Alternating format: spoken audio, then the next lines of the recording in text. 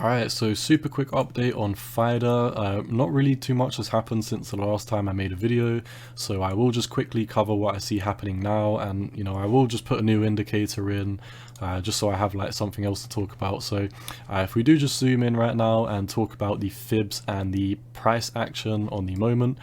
So in the previous videos I have outlined, for a very long time now, 189 as the region that I would need to see us hold if we are going to have bullish continuation. So we really haven't made a decision up here.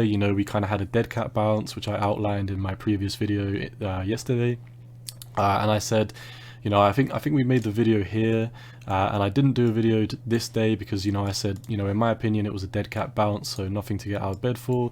We did come down yesterday, and today we are also coming down. So it is really getting close to decision time for Bonfida. If we do look at this 189, we are literally, we've back tested it to the exact cent. If we come and take a price chart, you can see that we've had a 2% increase since then, but we are really getting kind of dangerously close to this 189. The number one concern is necessarily not that we're back testing it, but that we are getting selling volume coming in.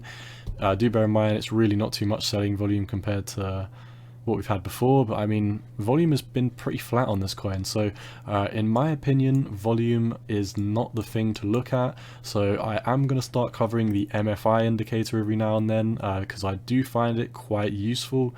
It is the money flow index, if you haven't heard of it before. So just quickly, the money flow index very simply measures the flow of money coming in and out of the coin. So much like the RSI measures the relative strength of whether it's high, whether the strength is high or whether the strength is weak, the money flow index measures, basically just how much money is flowing in the market and how much money is flowing up or down. So when we do see these big pumps, it does mean that a lot of money flew into the coin. So if we come and look at these previous highs on the money flow, they always coincide with the all-time highs or big pumps that we had. So the all-time high we had right here on these spikes on the money flow indicator. One bearish signal is that every time without fail that we got above 70 or we came to 70, we very much absolutely fell off the table. So if I just collapse the RSI for a bit so we can focus on this, I will just show you what I mean. So we got above the 70 on the RSI here, got very overextended, and very quickly from the 24th of February to the 11th of March, not even a month, we had a huge dump. And basically there was a sell of a massive wall of buyers that came in, and then people made their profits and they jumped out this coin as fast as they could. So it happened here as well. We topped on the 13th, came right back down on the 28th. What is that, like 2-3 weeks max that we topped out in? And you can see here, broke down, back tested the 70 on the 4th, and came all the way down to on the 23rd. So not even 3 weeks on there. I don't really want to go into too much detail for all of them, but you can see every time that we hit the 70, we had a steep drop, bar this one time where these two times really, but you can argue that even then, if we put a horizontal ray through it, in our best case scenario, we do have a ways to go. This is quite a steep drop. This is from 66 to 43. So in my opinion, Bonfida is setting up to break below the 189. If we do just kind of look at the apex or the high of the recent money flow indicator symbol, you can see that we topped off at 79 here, and it looks like we're starting to head down. So in my opinion, Bonfida is setting up for a big move. I do believe we're going to have a lot of volatility coming into this coin, whether that's to the upside or the downside. Obviously I do find it more likely that we are going to go to the downside, simply because if we do look at the volume, there's no volume coming in, and the volume that is coming in is selling volume. If we do look at the money flow indicator, I'll get rid of it for now, but like we outlined, every time it goes above 70 or hits 70, it falls like a rock. So I have outlined this previous target, which I find, you know, quite likely that we're going to go to. Do bear in mind, I am still saying that if we have a strong bounce on 189, we can start talking about bullish continuation, but I'm personally sitting on the sidelines for this right now. If we do drop below 189, I do see us coming all the way down, having a 30% drop to, you know, fill this previous low, at which point if we did lose that, if we do just kind of drag this out a bit more so we can be more accurate. So let's see where this could potentially bounce to if we did retest this trend line.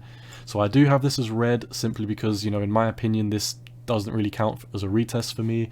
So until we do bounce on it as support, in my opinion, it, you know, obviously we're above it now, but in my opinion it could be resistance if we do come back down to it. So from the breakdown you could see something maybe like a 60% move down to, or you know, like a 55% move down to the resistance, which would hopefully flip support at that point. If you are looking for like a more conservative target, my conservative breakdown is a 30% drop, so, you know, really nothing to play with. And, you know, kind of mid case scenario, which is still very bearish, would be filling this 1.618, and that is from the micro fib. If I believe it's from here to here, from this previous low to this high. Yep, you can see that that is the 1. Actually, wait, is it?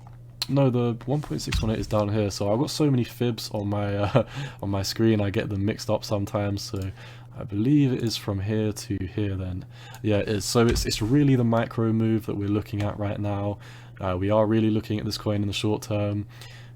But obviously if we do come over to total crypto market cap, it is dumping, Bitcoin is dumping, SPY isn't going to open until tomorrow, but the SPY is dumping, dollar's going up, gold is going up. So in my opinion, money is flowing out of, you know, risk on assets like Bitcoin and altcoins, and money is flowing into less, quote unquote, less risky assets like gold and the US dollar. So sorry, I didn't mean to click on this. If we do come over to the Bitcoin dominance to wrap up the video, we are above the 200 day. So like I've said in basically all my videos, while we are above the 200 day, I am personally, you know, sitting on the sidelines and not accumulating altcoins.